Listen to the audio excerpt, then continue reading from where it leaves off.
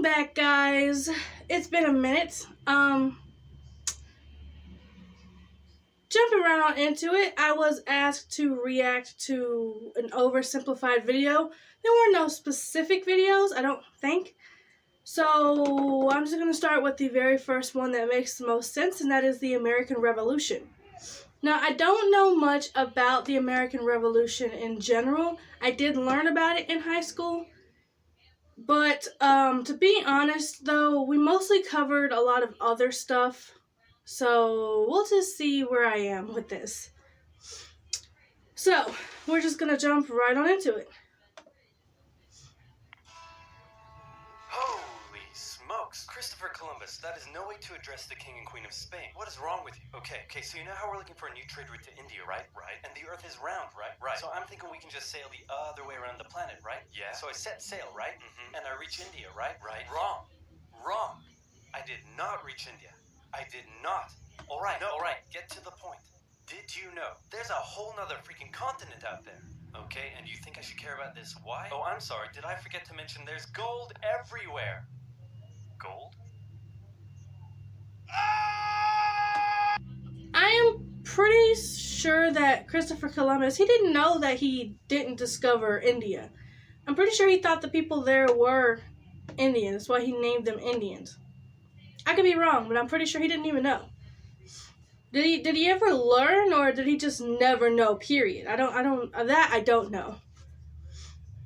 Columbus landed in Central America in October 1492, and he had the time of his life. And by that I mean he went on a huge theft and murder spree. He stole gold, jewelry, people, and a hammock. And then he returned to show off all of his riches, including a few previously undiscovered items, such as tobacco, the pineapple, turkeys, and a hammock. Now I know what you're thinking, but oversimplified, Columbus didn't discover America, the Vikings did. And you'd be partially right. In the 11th century, Leif Erikson was the first European to land in America. But hey, if you love Vikings so much, then why don't you check out today's sponsor?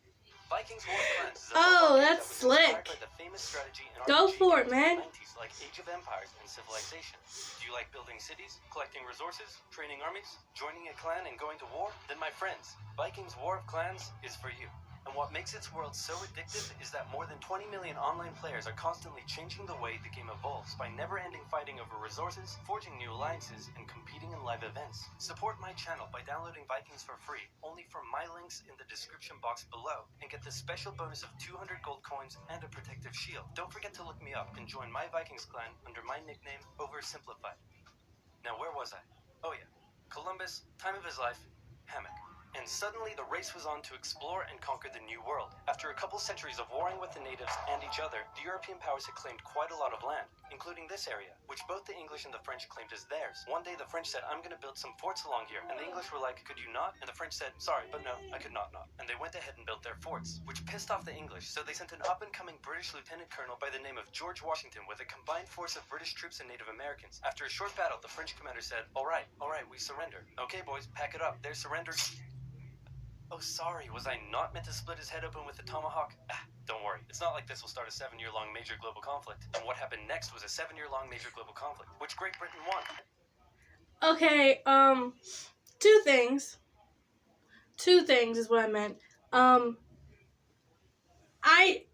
don't know why, but I never really thought about George Washington being a commander or a lieutenant or whatever for the British.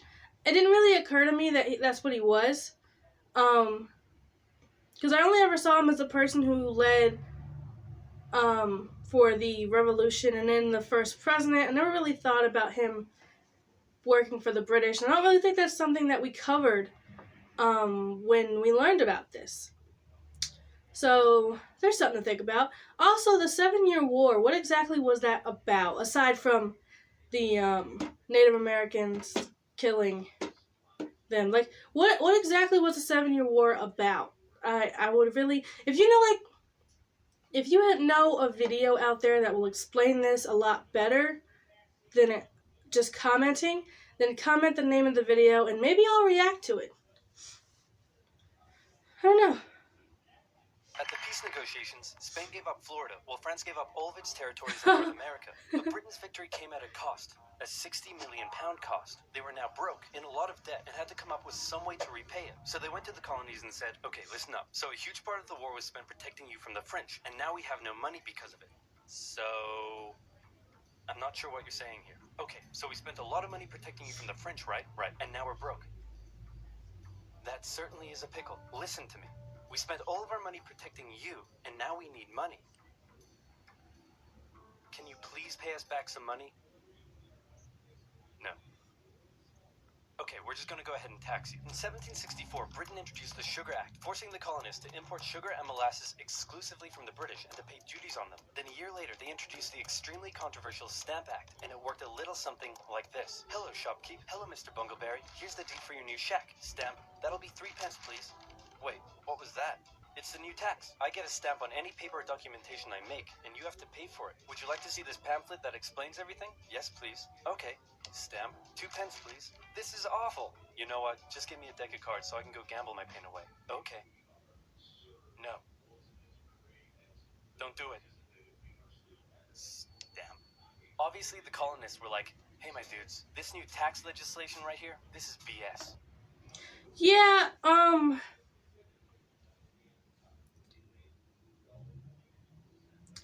I don't know about that, the Stamp Act. I remember a little bit of it, I guess, from the 8th grade. In middle school we learned about it. I'm pretty sure we did because that was my only favorite class. And the teacher, he was pretty cool. He's gone now, unfortunately, but he was pretty cool. And I do remember the Stamp Act. Not a lot because we covered it very, very, very briefly because we were covering the trench wars, I think. But yeah, I remember the Stamp Act because he was going on and on about how they would use this, that they go like this, and he would be like, yeah, and then you have to pay for the stamp and the package itself. Yeah, I don't know about that, man. I probably would have just stopped buying stuff. Did they stamp food too? Or was it just paper and stuff like that?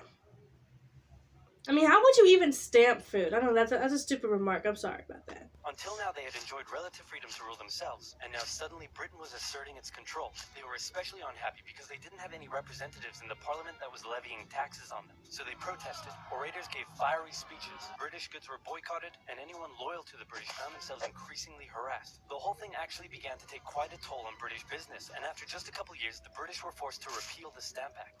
But we still desperately need money. What should we do? We could try taxing the colonies. Great idea. Wait, didn't we literally just try that and it failed miserably? Man, look at me. I look fabulous. Have you ever seen such a handsome boy? No siree, Georgie. No way. You're the handsomest, smartest, most popular king that ever lived, and everybody likes you. You're doing such a good job. Your Majesty? Oh, you're still here.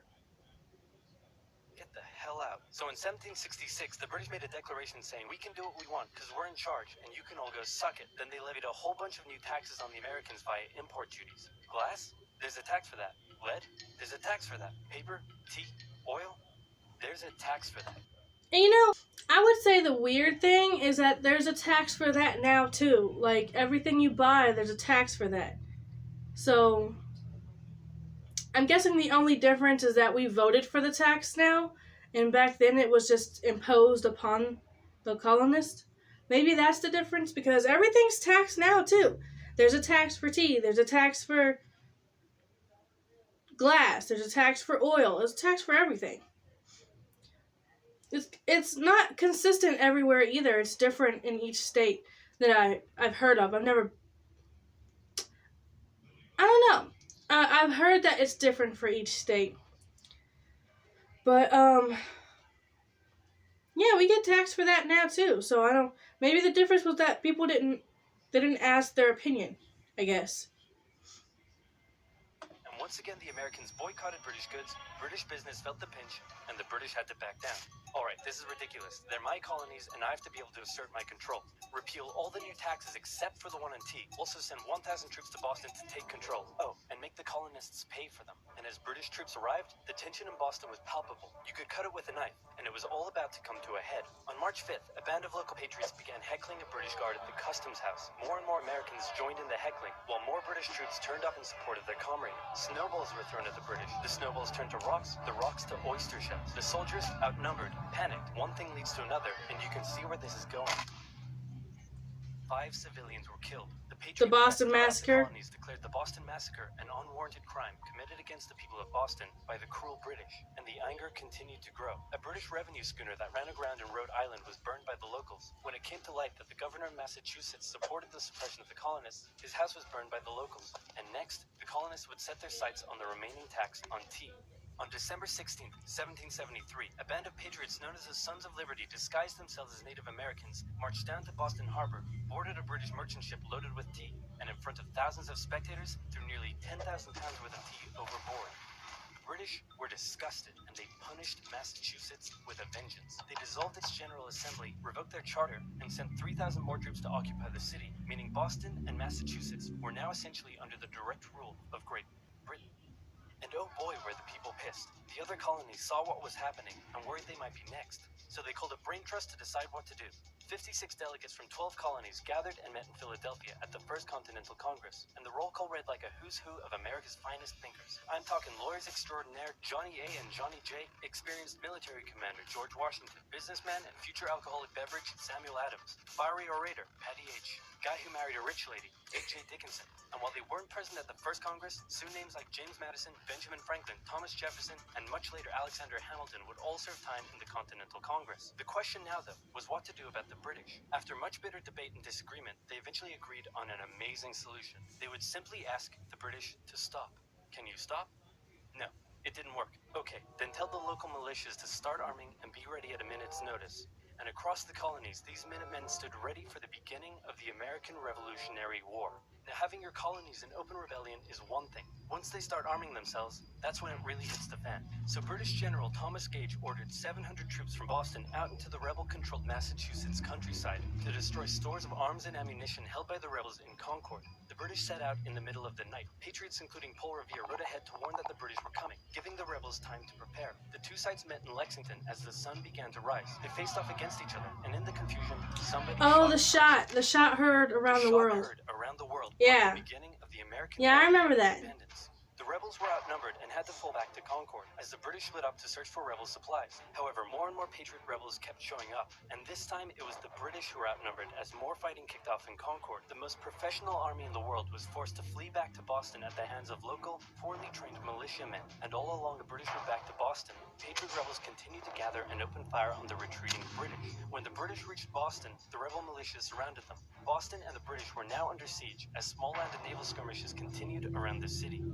And the British would suffer another embarrassing blow, this time in upstate New York. Colonel Benedict Arnold concocted a plan to take the British stronghold Fort Ticonderoga, which held a large amount of guns and ammunition. He set off towards the fort alone, hoping to recruit men along the way, when he came across the Green Mountain Boys, led by Ethan Allen, who, as it turned out, had the exact same plan he did. So they decided to work together. But I'm in charge. No, I'm in charge. No, I'm in charge. No, I'm in charge. No, I'm in charge. No, I'm in charge. Somebody's always got to be in charge. Until the Green Mountain Boys threatened to go home, and Arnold had to concede. The group raided the fort at night while the Redcoats were asleep, and they caught them completely by surprise, taking the fort and all of its munitions with almost no resistance. Wow, great job, Ethan. Very impressive. By the way, what happened to that other guy we sent to take the fort? Who? Benedict Arnold. Oh, did he take credit for it? Ouch. Oh. What the fuck? Nobody knew what was going on. The colonies were in open rebellion, and for now, they even seemed to be winning. So King George fired General Gage, replaced him with General William Howe, and ordered the rebellion to be put down immediately. Okay, the British are definitely going to retaliate for all of this, so we should probably put together a proper army. First, we need to pick a commander-in-chief, and I think we can all agree that that job should go to the man, the myth, the legend, George Washington. My friends, I am humbled and honored that you would consider me for such an important role. I did not expect for this. All right, you've been showing up in a military uniform every day for the last 10 months. We all know you wanted this, so cut the crap, George. Dude. So I thought that Washington was in charge, this whole time because he told them to arm the militias, but apparently they just now put him in charge. And Britain at this point should have had either more soldiers there, or they shouldn't have been doing this at all. They should have been trying their best to reconcile with the colonists, seeing as they're already in debt a lot, and it would have made more sense to reconcile, because then they'd be spending a lot less money trying to fight them. But then again, if that would have happened,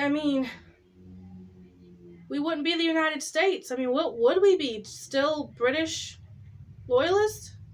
I don't know. I really don't know. What do you guys think? What would we be if we weren't the United States now? If we were still, if none of this had happened and we were still under the control of the British, what would we be right now? Let me know what you guys think down in the comments. Uncool. So Washington began his journey up to Boston to take command of the newly established Continental Army, just as the British made their first major attempt to break the siege. They made plans to take the high ground on Bunker Hill, but spies warned the Continentals of the British plans, so they fortified Bunker Hill and set up defensive positions on nearby Breed's Hill. The day of the battle came, and as the British advanced, a barrage of Continental gunfire was opened up on them. Twice they tried to climb the hill, twice they were pushed back.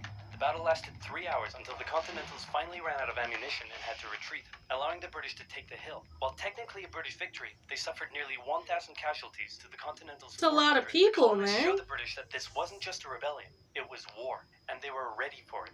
But one thing they weren't sure about was why they were fighting. While some radicals were starting to throw around the I word, most hoped to eventually repair their relationship with Great Britain. So they sent a letter to King George saying, "Hey man, looks like things aren't going your way. Remove the taxes and let's be friends. I'm gonna kick your ass. Send that to the colonies. Your Majesty, your handwriting is terrible. Are you sure? Just do it." What does it say? He's gonna lick my... Gross.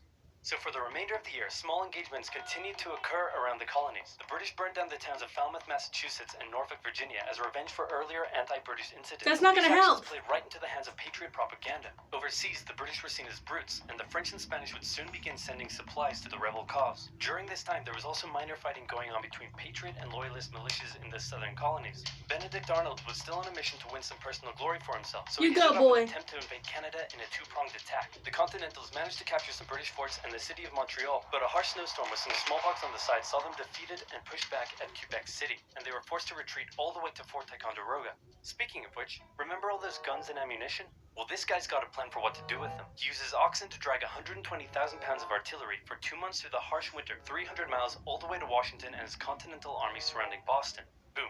Washington's got himself some big guns, which is fortunate because up until now his army had been suffering through the cold winter, not knowing when the siege would end. Now, they could make a move. Washington wanted to launch a full assault on the city, but his junior officers felt the British were too fortified, and to his credit, Washington was great at hearing and taking on board the ideas of others. Instead, the Continentals worked through the night setting the guns up on Dorchester Heights, overlooking the city, and when dawn broke and the British saw the guns, they knew they were toast. Their positions were completely exposed. It was checkmate. They had no choice but to abandon the city. 120 ships carried 9,000 redcoats and 2,000 loyalists away to an unknown fate, and Washington had his first victory of the war. Washington then moved his army to New York, knowing that when the British returned, they would probably land there. In the meantime, a friendly-looking old man by the name of Thomas Paine had written and published a pamphlet called Common Sense, in which he advocated for total independence. What does that say? Don't eat yellow snow, it's just common sense. I remember the Common Sense pamphlet thing. It's what got people thinking about independence. Because up until then, they were thinking that maybe they could reconcile with the British, like I was talking about, and they could put it all behind them. But then the Common Sense pamphlet came out, and all of a sudden, people were thinking, we want independence. Now, funny enough, I didn't actually learn this in history class. I actually learned it from a cartoon. It's a history cartoon. I forget what it's called. Liberty something. Liberty Kids, that's what it was. I loved watching that as a kid, and that's where I learned about the Thomas Paine pamphlets. I'm pretty sure there was an episode where they were trying to print out more of them or something like that. I don't know, but that's where I learned it from. And yeah, I'm done now. From Great Britain. It spread across the colonies like wildfire, and to this day remains the best-selling title in America. It was read aloud in taverns and meeting halls, and brought the idea of independence into the mainstream. Congress began to seriously consider the idea. Thomas Jefferson was selected to write up an official Declaration of Independence, and he went hard, writing that all men are created equal, with certain inalienable rights, including life, liberty, and the pursuit of happiness. Of course, Jefferson had over 100 slaves, but we don't have to talk about that. On the 2nd of July, Congress voted unanimously in favor of independence, and John Adams declared that the 2nd of July would go down down as the most remembered day in American No. history. Then a couple days later, independence actually came into effect. The United States of America was born. There was no turning back now. The Americans tore down a statue of King George in New York and melted him down into 42,000 musket balls. To the British, it was treason, and if the king had his way, Washington and all of Congress would be hung. Speaking of the British, guess who's back? The king sent an intimidating force of 130 warships and 25,000 men to New York. Washington knew that taking on the most powerful military in the world wouldn't be easy. The British set up camp on Staten Island as the Americans dug into defensive positions around Brooklyn Heights, waiting for an attack to come. But the British just waited, wearing down their opponent's nerve. That's the best way. Strength. At one point, they launched a big, scary artillery barrage and then said, you know, if I was you right now, I'd probably sue for peace. But Washington told them to shove it. The Americans kept holding out for what was coming, and when they finally hit, they hit hard. 15,000 British troops approached the American position, and the two sides fired on each other in massive rows. But what the Americans didn't realize was they were only fighting a decoy. The main British force was going around to flank the Americans from behind, and when they arrived, they inflicted heavy casualties. The Americans panicked and retreated back to Brooklyn Heights, where they then found themselves trapped between the British Army and the river. It looked as though the war was already lost, but luckily, instead of attacking, the British decided to dig in for a siege, and then a thick fog set in, allowing Washington's army to escape across the river unimpeded. The British continued to chase and engage the Americans off Manhattan, and the Americans suffered defeat after defeat after defeat. It was a disaster. Washington's leadership was called into question, as thousands of American POWs were left to rot as traitors. Washington's army fled through New Jersey all the way down to Pennsylvania. Rarely had an army been so badly beaten, yet survived to fight another day. Part 2. My goodness, I'm not gonna watch that one yet. I'm not gonna watch that yet because I'm gonna wait until I know what you guys think about this one. If you guys like this one and you want more of it, you're gonna let me know down in the comments below. And if at least 3 people say that they liked it, then I will react to part 2 and so forth. But I have some things I want to talk about. Yeah, about the Thomas Jefferson thing. He wrote this and he had slaves, I'm pretty sure. But from what I researched, I do know for certain Thomas Jefferson did in fact include that slaves should have the rights too.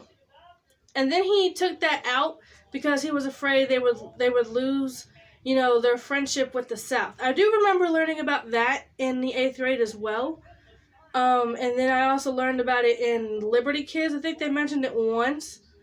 But yeah, that's not very well known to a lot of people that Thomas Jefferson actually said that. And he did actually say that. It's not just something random. He did actually say that he thought all men were created equal, and he also included slavery. He also included slaves in that as well. And yeah. Also, the 2nd of July was supposed to be the day, but it didn't become ratified until the 4th, and that's why the 4th of July is the 4th of July. I thought that was hilarious.